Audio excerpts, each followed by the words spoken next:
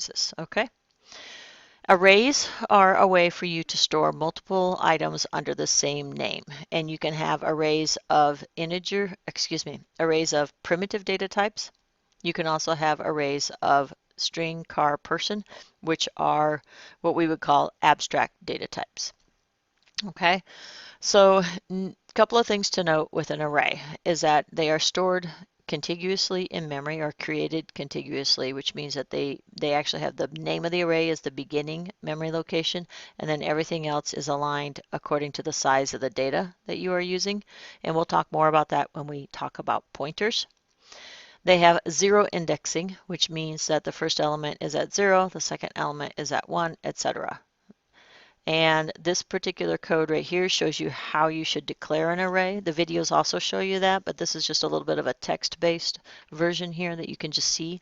You should always declare a constant for the size of the array, and then use that constant when you declare your array. You will then need to fill your array. And so when you store elements in an array, you are going to use their indices. And when you ask for values, we often use what's called we often use a for loop, which is what's called a range-based loop. And in this example right here, you have a for loop that starts at 0 and goes to less than size. Be sure you do less than, otherwise you will get an out of bounds error on your array. And they enter or prompt for temperatures, and then this is how you get the value in. Cin, temperatures is the name of the array, and then you just use that counter variable. And that counter variable is what we call the index on the array. So it will take in element temperature sub 0, temperature sub 1, temperature sub 2, and those are just the different elements as you process through the array. When you need to output or access those array elements, you use a bracket notation. You use the name of the array, bracket, and then the number of the index. And so the first element will be at hours bracket 0, that would output 20. Hours bracket 2 would be the third element, but it's at index 2, so that would output 40 as an example. You can partially initialize an array at the beginning when you create it. For example, here, if I wanted to do float ratings 25, now technically we'd want to use a constant to set up that size of the array. But this shows that it's going to fill it with some partial values. And then if we output the ratings bracket 20, what is output? It says try the code above to see what the result is. The example below has zeros for uninitialized integers. So this example here partially fills the array, and it has uninitialized elements here. That may or may not happen in C++ and on your system, so it's a good idea to test that out. But you can, one of the points that's trying to be made here is you can actually fill your array using this curly braces, while you are creating it. If it's partially filled, then the system will fill in the rest with whatever the current local system, and it's probably zeros, but I would need to test it as well. Implicit sizing is done when you initialize an array at the beginning and you don't tell it what size.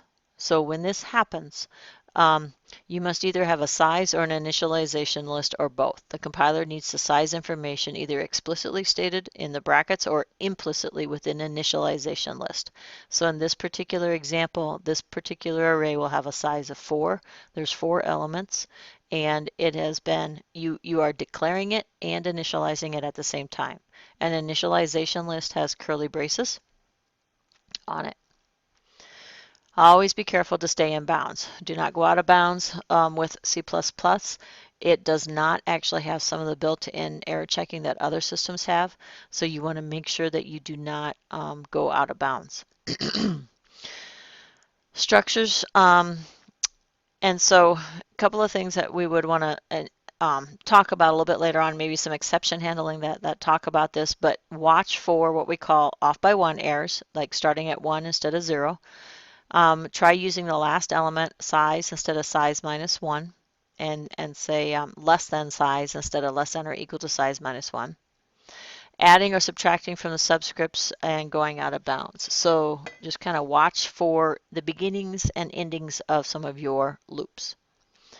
This next note here talks about range-based for loops, and let's say you want to declare an array and set the size to initialize the array and process array. You have the size or array size constant to write a loop.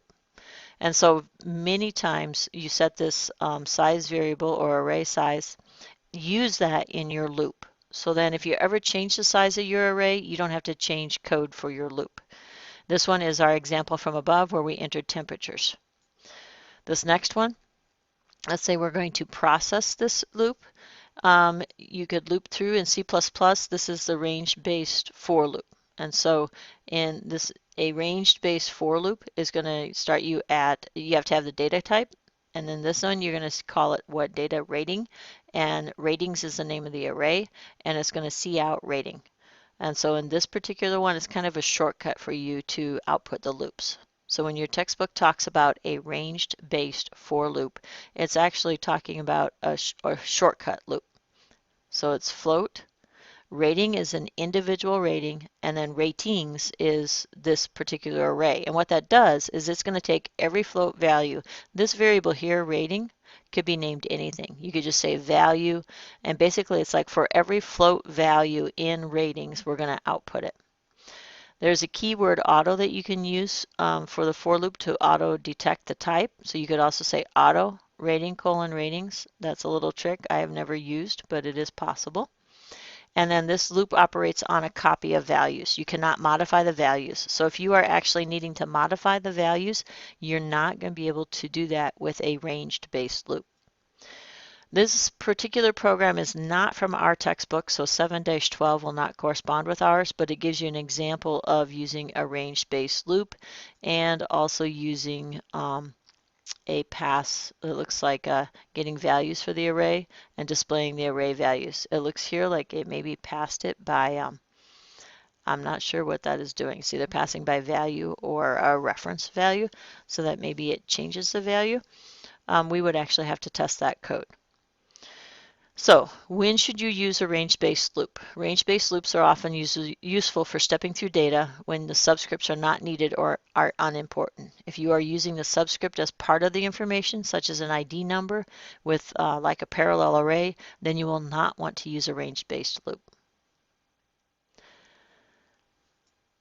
Input, output, storing, and processing. I'm going to come back and we're going to talk about some of these. You will need, or we will talk about some of these values or some of those algorithms for your first program. I do want to show you though that your first program or your programs for this particular topic are at the end of this section. Your first program will be to write an array's average element.